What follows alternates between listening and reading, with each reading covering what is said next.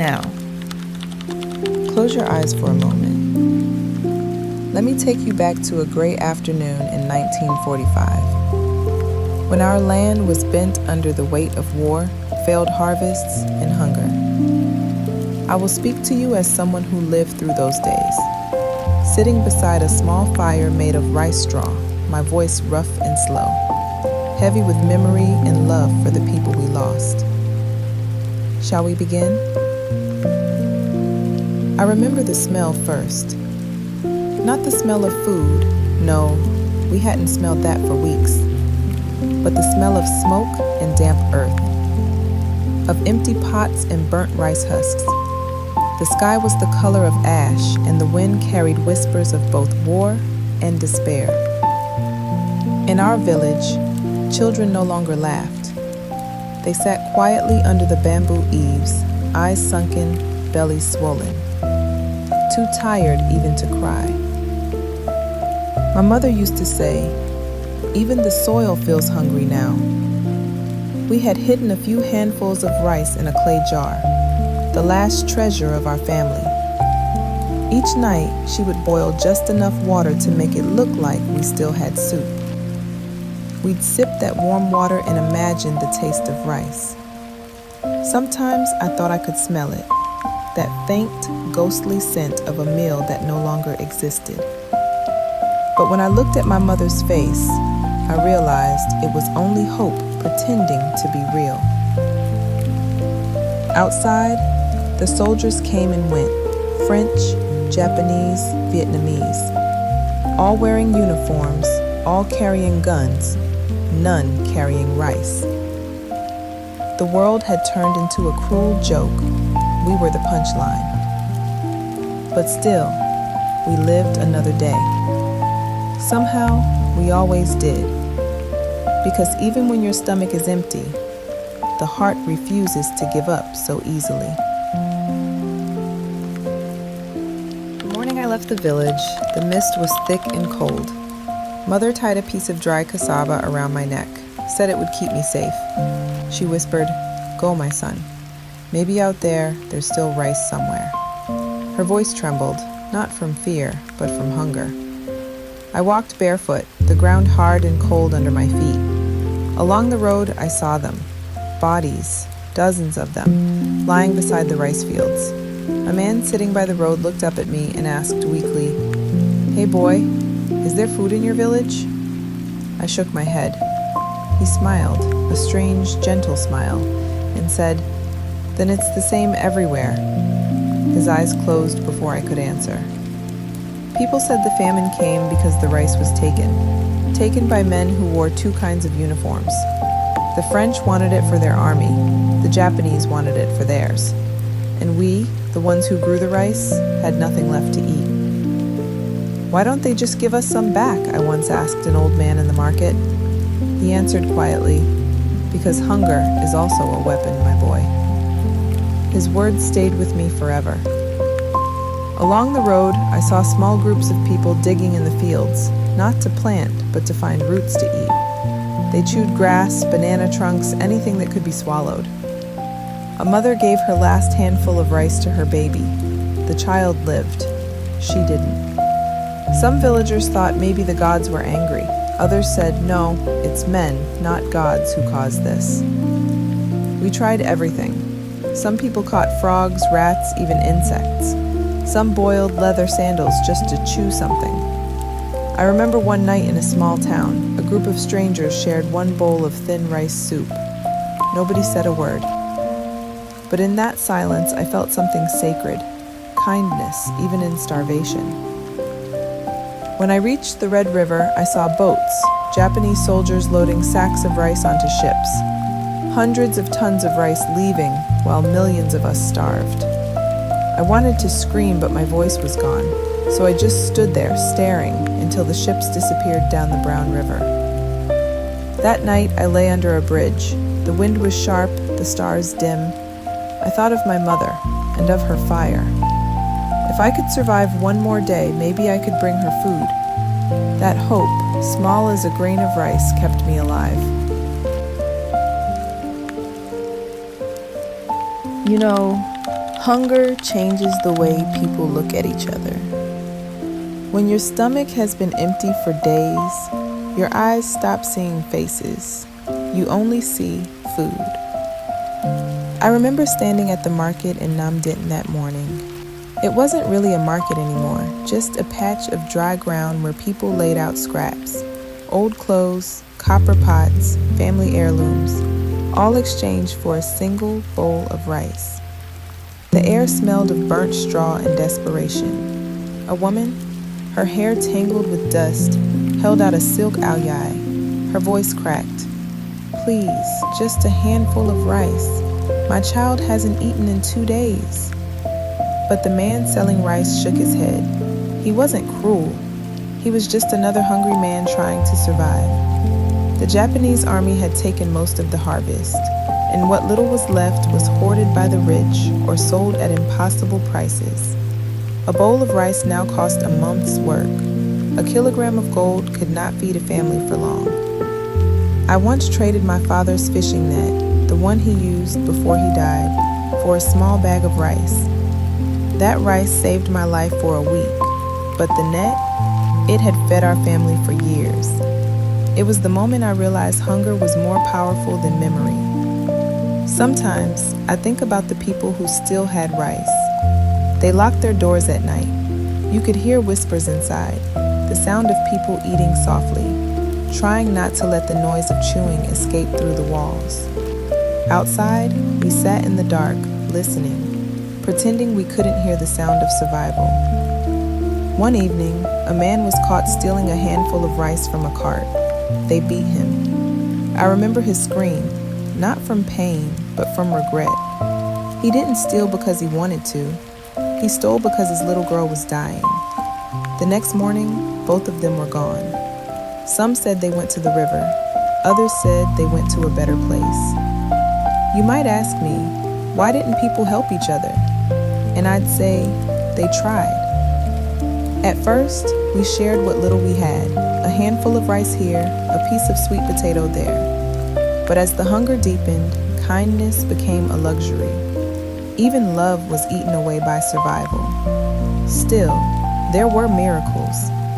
A woman next door once cooked a pot of congee and shared it with 5 families. The congee was so thin it was almost water, but the warmth in that pot kept us alive that night. Not from the food, but from the reminder that humanity still existed. That was when I learned, in times of famine, rice isn't just food. It's a measure of morality, a mirror showing who we become when the world forgets mercy. The soldiers came like storms, not one kind, many. Japanese soldiers in brown uniforms, French soldiers in faded blue, and later, young men calling themselves Viet Minh, walking barefoot but carrying fire in their eyes. To us, they were all shadows crossing our starving land. When the Japanese passed through, they took what little we had left, rice, chickens, even the pots to cook in. They said it was for the emperor. We bowed, not out of respect, but fear. If you looked into their eyes, you saw nothing, only hunger of a different kind, the hunger for control. I remember one night I hid behind a haystack and watched them load sacks of rice onto trucks. Each sack could have fed a village. They laughed as they worked, and the moonlight made their bayonets glimmer like teeth. Behind them, the fields were empty, and my mother's tears fell without sound. Then came the French patrols, pretending to bring order but only bringing guns. They searched for rebels, but what they found were corpses too weak to stand. Once, a French officer asked me, "Are you with the Viet Minh?" I looked down at my empty hands and said, "I'm with whoever can give us rice." He laughed, not cruelly, just tired, and tossed me a cigarette.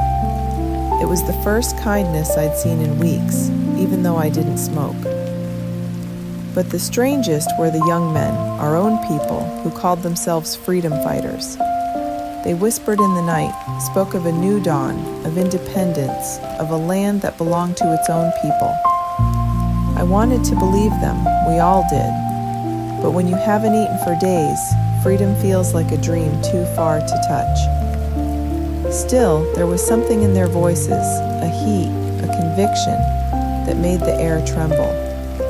They gave us sweet potatoes from their own rations, told us to hold on, that Japan would soon fall, that the French would be gone, that the people would rise. And for the first time, I saw something stronger than fear, hope. It came not from the soldiers with guns, but from the ones with empty stomachs who still dared to believe. But hope was dangerous. Anyone caught helping the Viet Minh could be beaten or worse. I saw a man hanged by the road for hiding them in his barn. His body swung in the wind for days, a warning to the rest of us. The crows didn't even wait for the soldiers to leave. War and hunger, two mouths devouring the same land. When I think back, I can't tell which was crueler.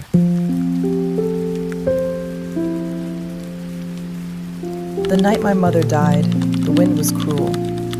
It howled through the cracks of our bamboo walls, bringing the smell of burnt straw and rain. The rice pot on the fire was empty. Only smoke rose, thin and fragile, like the breath of the dying. I sat beside her, holding her hand. It felt lighter than air, as if her bones had already decided to leave before she did. "Mother," I whispered, "just rest. I'll find food tomorrow." She smiled, the kind of smile that belongs to people who already know the truth. "Tomorrow?" she said softly. "Child, tomorrow's a word for those who have eaten." Her voice cracked like dry wood.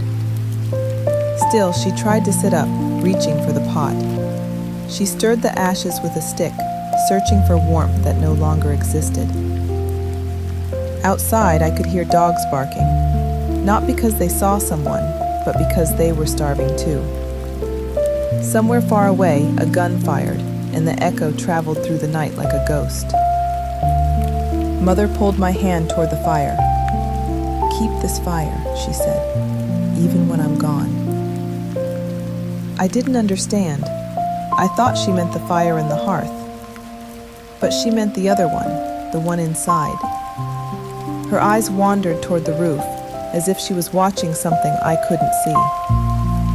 I placed a damp cloth on her forehead, but she pushed it away and whispered, "Do you hear it?" "Hear what, Mother?" "The rice fields. They're crying." I wanted to tell her it was just the wind, but I couldn't lie to her, not anymore. The wind did sound like crying, the land itself mourning its children. She reached for my face with trembling fingers. Her skin smelled of smoke and time. "If you live," she said, "don't let hunger make you cruel. Promise me." I nodded, but before I could speak, her hand fell. The fire flickered one last time, a single flame rising, then folding into darkness. I sat there till morning, listening to the ashes whisper her name.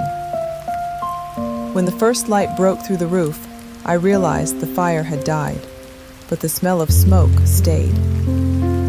I buried her behind the house, under the guava tree. The earth was too dry to dig, so I used my bare hands. Every handful of dirt felt like tearing my heart apart, but it was the only thing left I could give her. That day, I learned that sometimes love means letting go, and keeping the promise to stay human, no matter how hungry you are.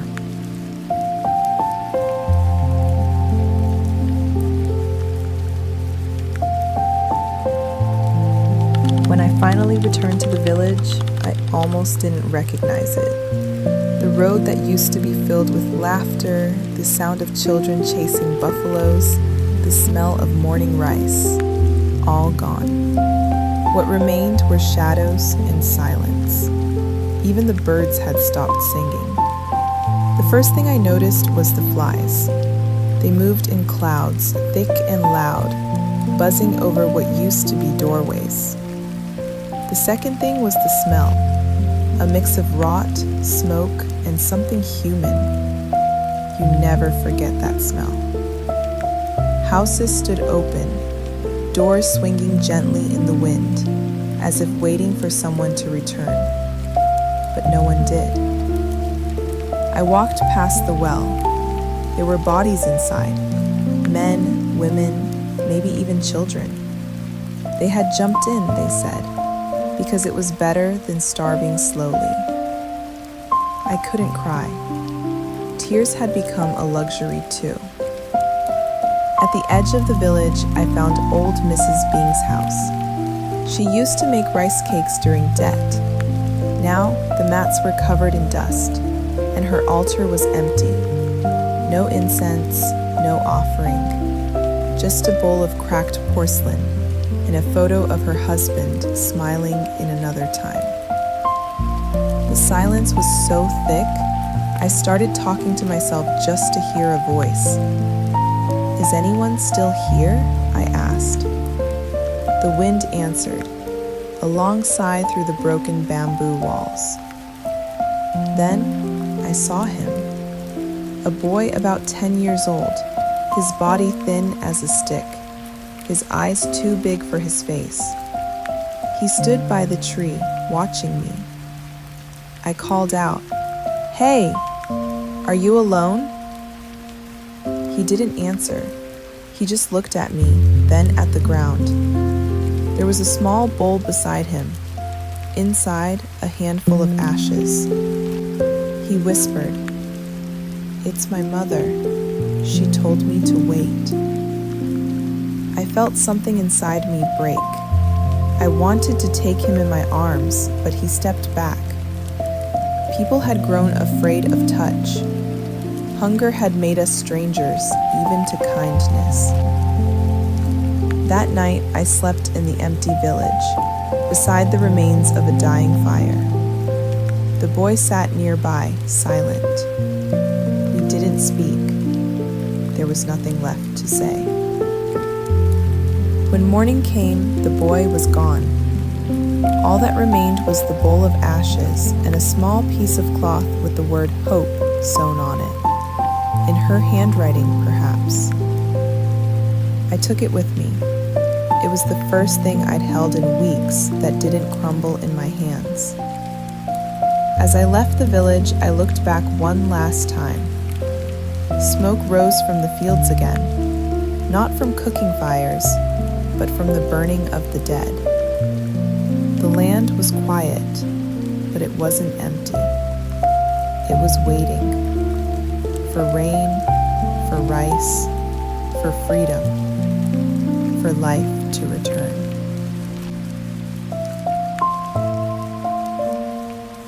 It began as a whisper, soft, uncertain, carried by the wind from one starving village to another. They say the Japanese will lose. They say the French are coming back. They say the people are rising. No one knew what was true. But in times like that, even lies sounded like hope. One evening, as I walked along the empty road, I saw 3 young men sitting by a ruined pagoda. They were thin, barefoot, their clothes torn, but their eyes burned bright. One of them waved me over. "Brother," he said, "you still alive?" I nodded. He smiled. "Then help us keep it that way." They opened a small bundle. Inside were papers, hand-printed leaflets, the words rough and smudged from ink made of charcoal and oil. The title read, "Vietnam Doklap Mon Nam, Long Live an Independent Vietnam." My hands trembled as I held the paper. It felt heavier than rice because it fed something deeper than hunger. They spoke of men gathering in the north, of farmers taking up tools, of soldiers who refused to serve foreign masters. The Japanese were losing the war. The French were still weak. For the first time in my life, the idea of freedom didn't sound impossible. Still, I was afraid. "What if they kill us?" I asked. The oldest one, maybe 20 years old, looked at me and said, "They already are." His words hit like thunder. He was right. We were already dying, slowly, quietly, obediently. That night I followed them, not as a fighter, but as a witness. We went from house to house, whispering the same words into hungry ears. "Hold on. The people will rise. The land will be ours again. And something strange happened. The silence of the villages began to change. The same mouths that once prayed for rice now whispered songs of freedom.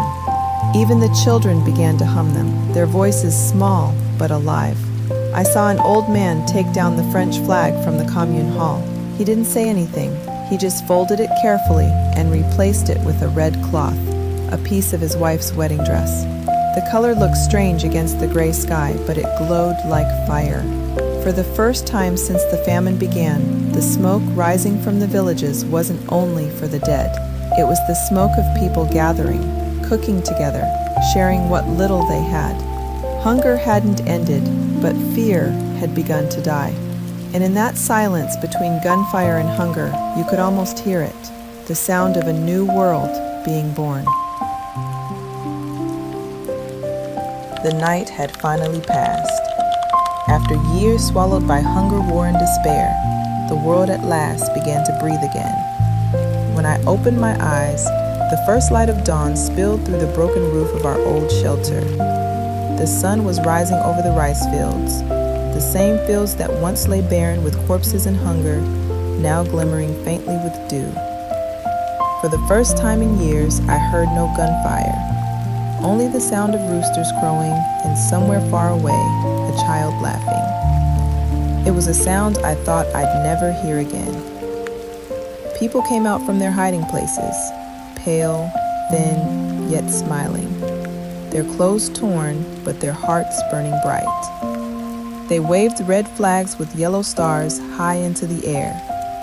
Across villages, towns, and cities, the same color rose. The color of hope, of unity, of a new beginning. The August Revolution had triumphed. Our country stood up. After centuries of suffering, after famine and oppression, after nights where the sky itself seemed to mourn with us, I stood in the crowd, silent, trembling. Not from fear this time, but from disbelief. We were free. The world had changed overnight. The shackles had fallen, the hunger for dignity now stronger than the hunger for food. As the morning sun broke through the clouds, I could see faces turned upward, faces of farmers, mothers, children, glowing in the light of freedom. Tears ran down my cheeks. That morning was not just another sunrise. It was the sunrise, the first dawn after years of darkness, the morning after famine, the morning after war, the morning after sorrow. And in that golden light, I realized something. Though our bodies had been starved, our spirit had never died. That was the morning Vietnam was truly reborn, the morning when the people rose and the nation began to breathe again. I guess by now, you might already be asleep. If you're still here, thank you, my friend. When you wake up, please remember to subscribe to my channel. My name is Vin, a son of Vietnam, a land of stories, memories, and unbreakable spirit. I made this video to share with you the history and the past that shaped who we are today, so you can understand how far we've come and how deeply we love this country. Thank you for listening. Sleep well, and I'll see you again in the next story.